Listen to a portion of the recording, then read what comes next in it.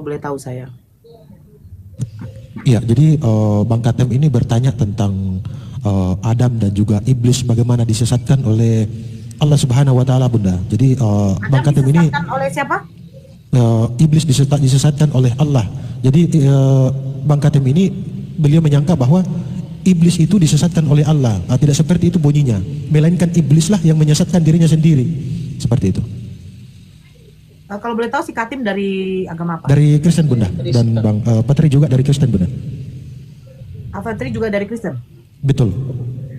Nah, jadi Kristen berpikiran bahwa iblis ini disesatkan oleh Allah, begitu? Oh, oke. Saya ulang lagi, Bunda, ya, biar nggak miskomunikasi, Bunda. Ya. Saya ngambil tadi di awal itu di Al-Hadid 22. Di situ ada kitab Lauhul Mahfuz. Di situ setahu saya di dalam kitab itu segala hal tidak akan terjadi di luar apa yang ada tertulis di dalam kitab itu. Baik itu yang terjadi pada dunia ini, bahkan kepada makhluk-makhluknya yang ada.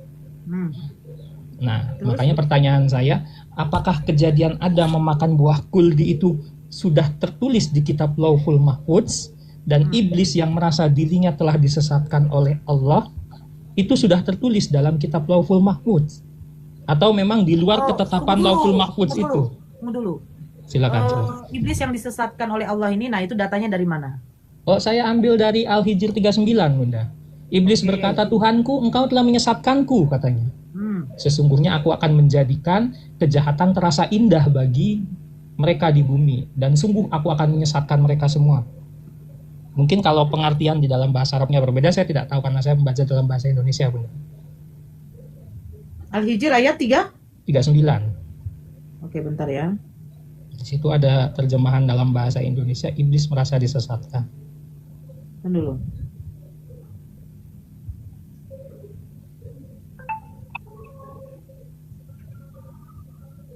Dulu ya.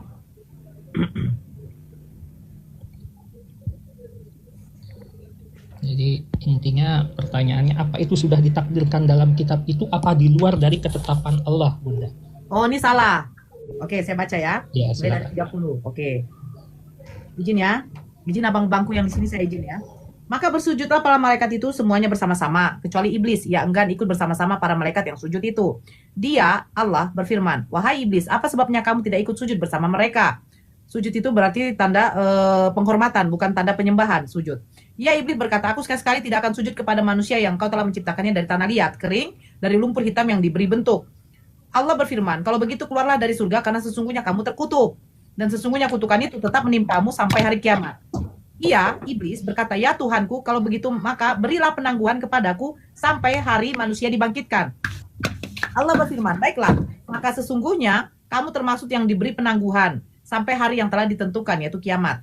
Ia, iblis, berkata, Tuhanku, oleh karena engkau telah memutuskan bahwa aku sesat.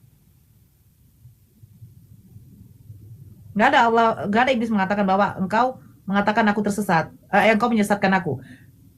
Di sini dikatakan, ia, iblis, berkata, Tuhanku, oleh karena engkau telah memutuskan bahwa aku sesat, aku pasti akan jadikan kejahatan tampak indah bagi mereka di bumi dan aku akan menyesatkan mereka semuanya. Allah memutuskan bahwa iblis itu adalah makhluk yang tersesat. Bukan berarti Allah menyesatkan dia. Karena dia memilih jalan untuk menyesatkan dirinya. Dia tidak patuh kepada perintah Allah. Allah suruh sujud kepada Nabi Adam, sujud tanda penghormatan. Karena Nabi Adam itu adalah makhluk Allah yang sangat sempurna di antara makhluk yang lain. Karena apa? Manusia ini memiliki akal, pikiran diciptakan oleh Allah. Ya, itu benar, Bun.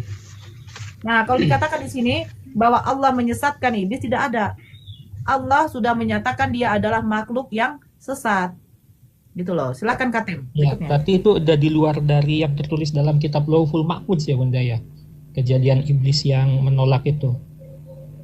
Begini loh, Allah itu maha mengetahui sebelum dan sesudah terjadinya, tuh Allah sudah mengetahui.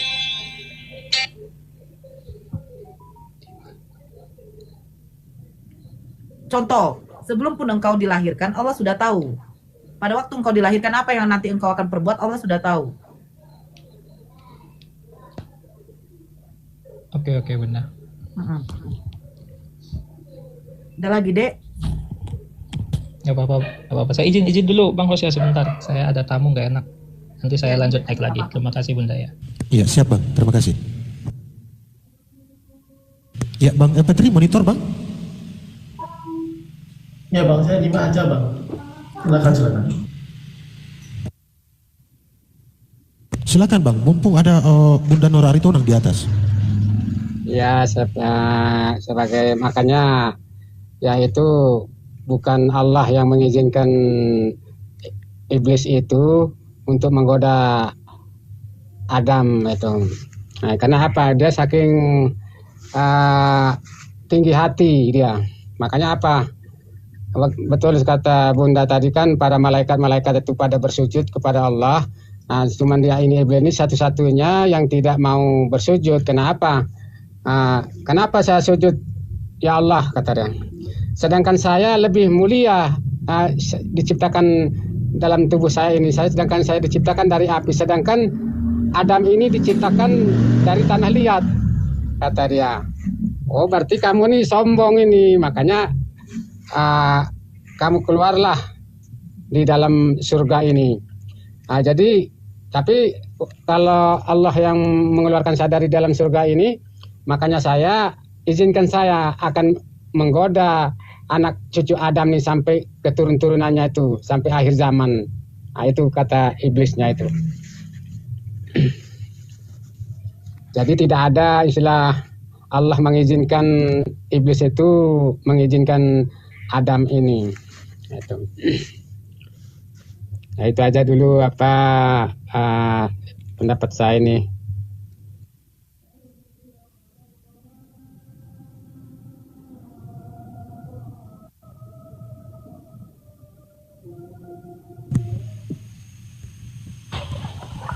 Iya, Rindu, selamat malam.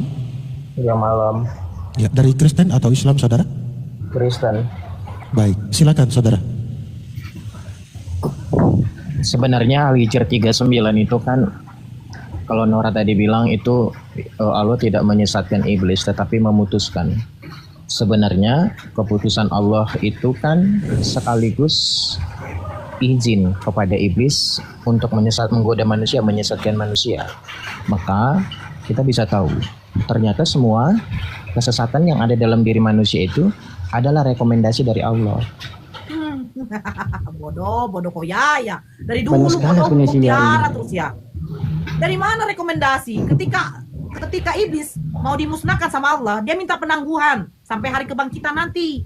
Allah izinkan. Ya silakan kau sesatkan, tapi kau akan melihat ketika hambaku ya ikhlas untuk apa sujud kepadaku. Lucu kau. Sementara di dalam Bible kau, iblis saja berhasil untuk apa? Untuk memperdaya Yudas agar Yesus disalibkan. Kalau tidak ada iblis, tidak ada Tuhan kamu. Bahkan iblis saja bekerja sama. Oke, kita buka ini ya. Kita buka. Nih, kau baca, kau jelaskan sama saya ini. Matius 4. Kau jelaskan sama saya. Ini apa maksudnya? Ini Al-Hijr nggak bisa kau jelaskan sama saya. Sabar Bang ya. Gantian kita bicara. Maka Yesus dibawa oleh roh ke padang gurun untuk dicoba iblis. Pertanyaan saya, roh ini siapa yang membawa Yesus ke padang gurun?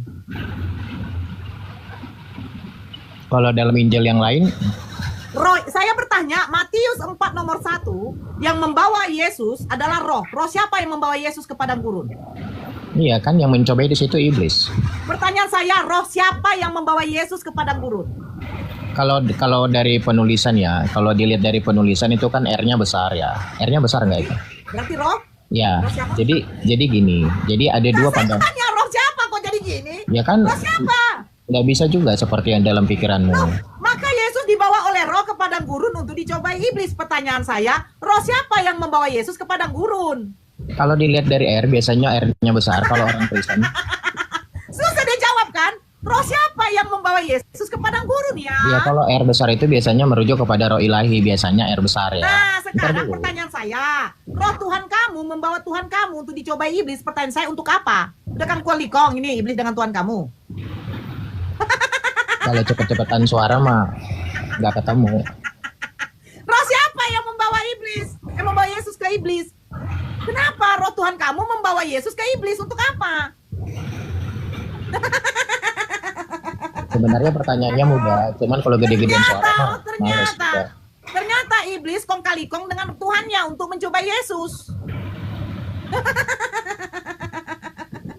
Tapi tunduknya kan nggak tunduk juga. Tapi kalau kita kan dalam konteks itu Yesus nggak tunduk kepada iblis. Tapi kalau kita lihat dalam, lagi. coba balik ke Al-Hijr Ya. 39. Sebentar. Kamu nggak fair, nggak adil. Bentar. Kau diam dulu. Nih saya tunjukkan sama kau. Nih. Kamu lari sebenarnya ngindar ini. Bukan. Bukan menghindar. Akan saya tunjukkan bahwa Tuhan kamu bekerja sama dengan iblis. Nah, 1 Samuel 18 nomor 10. Keesokan harinya, roh jahat yang daripada Allah itu berkuasa atas Saul. Roh jahat yang daripada Allah itu. Berarti Allah kamu mengirim roh jahat untuk menguasai Saul. Kenapa begitu? Ya gini. Kalau kamu ya yang kamu ngerti kan. Ya silakan. 1 Nah, Samuel suaranya 18 dikurangin nomor 10. Keesokan harinya roh jahat yang daripada Allah. Berarti Allah kau mengirimkan roh jahat kepada Saul. Ya, kamu mau jawaban Ya. nggak? Mau kan? Kong kali kong. Ya, Jadi roh mendengar. jahat kong kali kong sama Tuhan kamu. Kalau cuman suaranya kita nggak bisa gantian ngomong ya nggak ketemu. Aduh. Heran saya nengok kau ya. Kau bilang katanya berarti Tuhan kamu mengizinkan. Bukan mengizinkan. Kamu tapi buktinya lari juga kan, nggak bisa Alah, menghindar. 1 Samuel 18. Kau jelaskan kenapa Tuhan kau memberikan roh jahat kepada Saul. Di mana di situ memberikan? Kamu jangan tambahin. Keesokan ayat. harinya roh jahat yang daripada Allah itu berkuasa atas Saul. Berarti kan Emang Tuhan kamu memberikan roh jahat kepada Saul. Itu kan kau yang tafsir begitu. Nah, Dengan sekarang SDM yang jelaskan. kau punya. Gimana? Ya, makanya gue bilang kalau kamu cuman sekedar gede-gedean Ya suara. udah cepat jelaskan. Coba kamu baca sekali lagi biar perkata saya jelaskan sama kamu. Ayo kau baca lah. Saya udah baca tadi. 1 Samuel berapa? 1 Samuel 18 Ayatnya. ayat 10.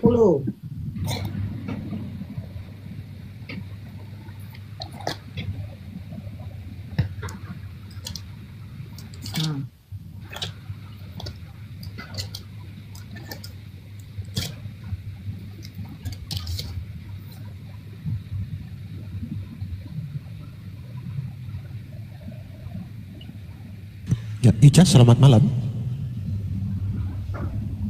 Ya, betul Iya Abang. kan di sini tidak ada Ya baca dulu, kamu baca. ya keesokan harinya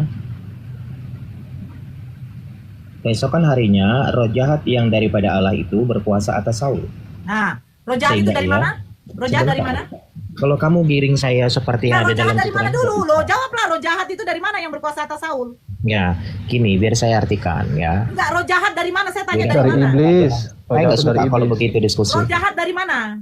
Loh, kalau diskusimu seperti itu Coba saya baca nggak. sekali lagi. Kamu diam, kamu diam. Baca sekali lagi. Enggak, kamu tidak perlu mengajarin Baca saya. sekali lagi. Baca Kamu sekali tidak lagi. perlu. Yaudah, kalau saya baca kamu jangan potong ya. Saya best jelaskan. Nah, saya minta Kalau nanti kamu roh jahatnya potong, dari mana? Itu ya, aja yang kalau saya kamu, mau. ya sekali lagi saya ingatkan, kalau kamu potong saya akan turun. Kau nggak perlu ingatkan kami di Room Muslim. Coba kamu baca roh jahat itu dari mana? Silakan. Dari iblis itu. Oke, kalau kamu nggak diskusi sportif saya akan turun. Loh, turun aja nggak apa-apa, nggak masalah. Nah, udah terima kasih. Saya baca lagi, tambah lagi ya. Ya, kamu baca ini. 2 Tesalonika 2 nomor 11. Dan itulah sebabnya Allah mendatangkan kesesatan atas mereka. Ternyata Tuhan kamu menyesatkan. 2 Samuel 2 nomor 11. Allah mendatangkan kesesatan atas mereka yang menyebabkan mereka percaya akan dusta. Ternyata mereka percaya akan dusta itu karena Tuhan kamu menyesatkan mereka. Lihat bahasa aslinya. Oh, udah ke bahasa asli kau. Udah ke bahasa asli dia. Ya, Ica, selamat malam. Ya, betul Abang. Dari Islam, Kristen, saudara? Ich bin Christian, mein Herr. Ich bin Christian. Oh, Kristen, ya silakan. Ya. Silakan, Was Pak. ist das? Ja, was ist das? Apa? Was ist das? Apa dia ngomong? Was ist das?